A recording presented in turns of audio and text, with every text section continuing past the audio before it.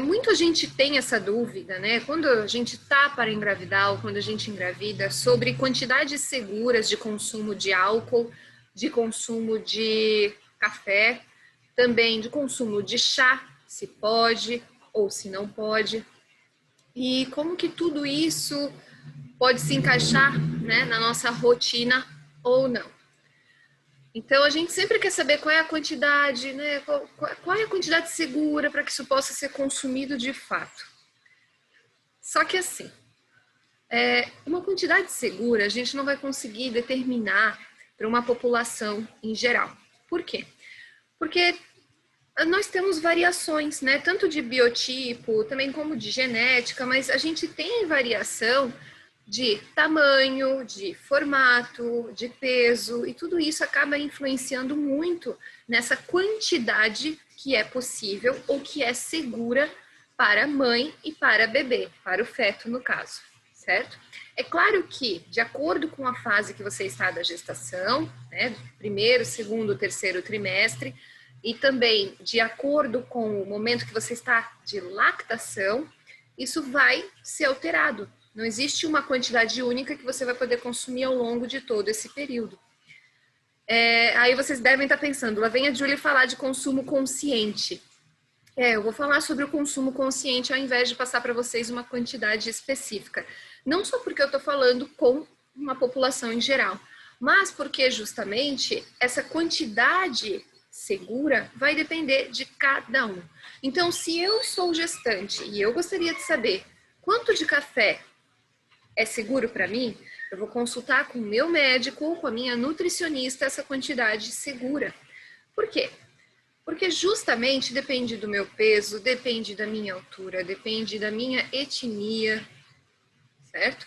Tudo isso vai acabar interferindo bastante no quanto pode ser ingerido.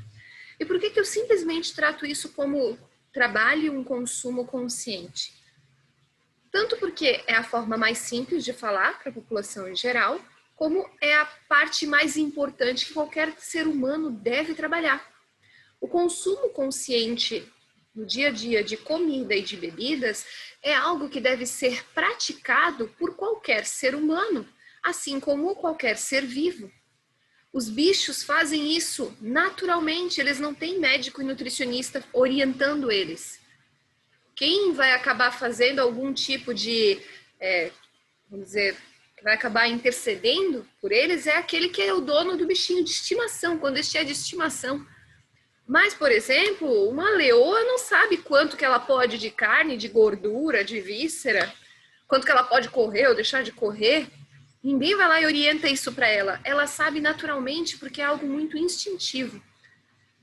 E eu falo tanto dessa questão de consciência alimentar, consciência com relação ao que você vai beber, especialmente por quê? Porque isso deve ser algo instintivo. Já nos ensinaram muito que a gente não deve respeitar o nosso corpo. Só que quem me acompanha aqui sabe o quanto eu falo de que não, a gente deve respeitar os sinais fisiológicos, sinal de fome, sinal de sede, como qualquer ser vivo que habita esse planeta. Então a gente deve respeitar os sinais fisiológicos e sim ter consciência. Uma coisa que é muito natural, para quem ainda não é gestante, para quem nunca foi, tá? Uma coisa que é muito natural de acontecer quando você engravida é você ter uma certa aversão a chá, a café. Isso já é uma coisa muito instintiva. O enjoo, o vômito, tudo isso não é assim por acaso.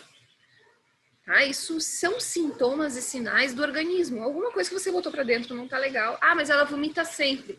Então é porque o organismo não tá precisando daquilo naquele momento. Mas calma, vai com calma. Então assim, com relação à segurança de quantidades de tudo, procure um profissional que possa te orientar de modo individualizado. Tá? Eu oriento os meus pacientes de modo individualizado, sempre.